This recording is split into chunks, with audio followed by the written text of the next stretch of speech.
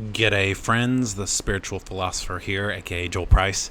Had a great conversation with some friends the other day about multiculturalism, and they were kind of taking sort of the common stance that I think is a lot here in the West.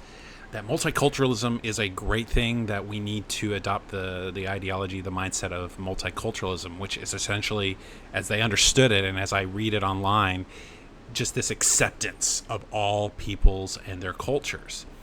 And I think this is kind of a trick. It's a very much a common understanding, or it just feels right morally to accept people of all different backgrounds and cultures. That sounds very Baha'i. It sounds very universal. It sounds like the only way to go forward, right? But the core concept of multiculturalism isn't going to work when you think about it. And there is an alternative. There is a gray area where we are essentially accepting people and we're believing people, but at the same time we need people to conform into a unified society. This is really what we call unity in diversity.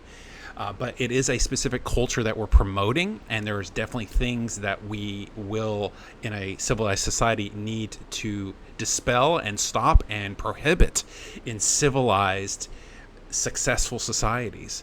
And that, of course, is what the Baha'i Faith is striving to do, is to create a world civilization based, of course, on world peace, on world unity.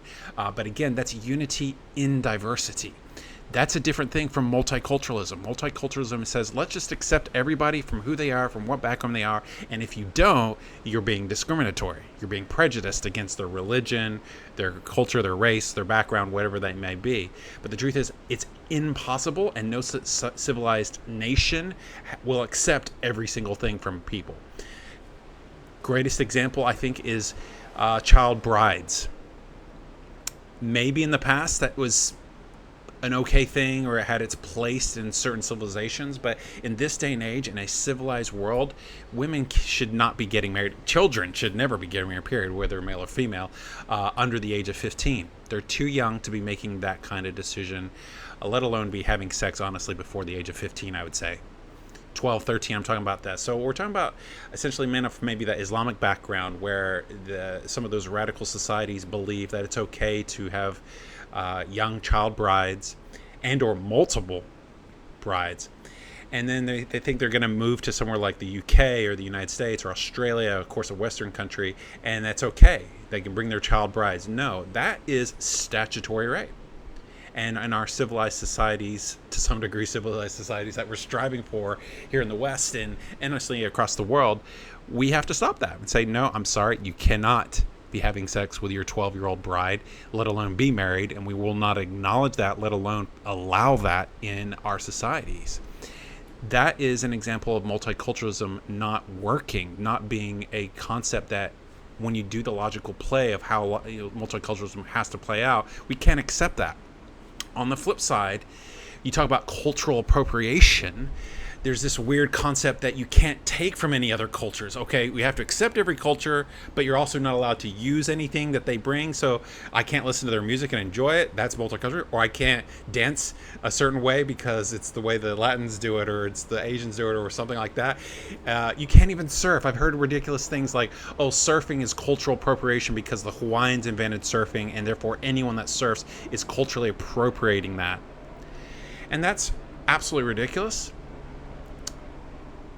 Cultural appropriation will always happen, so to speak, but it's not a bad thing when we're taking from other cultures because we like other cultures, or they've got something that is actually beneficial or successful or a better way of doing things. That is societies integrating, and that's how multiculturalism should be defined, is accepting the things that are working and then bringing them into one coherent civilization, one society, one culture, so to speak. But it doesn't mean that there isn't diversity in that culture, if that makes sense.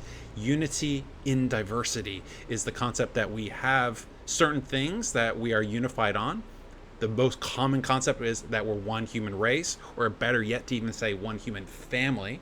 When you start off from that fundamental basis, one single thing, and yet you can still have diverse individuals mixed throughout that, that is when you have a successful multicultural, multi-diverse society.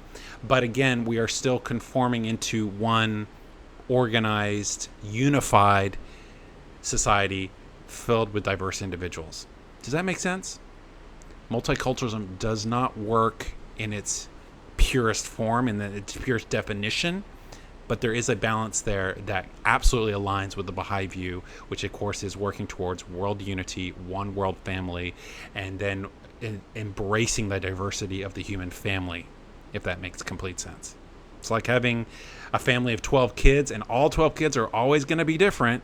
They always are, but we're still one family. We still recognize that this is my brother and sister. I may not get along with my sister at this point, or we may fight and argue and so forth, but we still recognize that we're one human family, and we love them and still cherish them, even though we may not understand them or get along with them at all points. Does that make sense?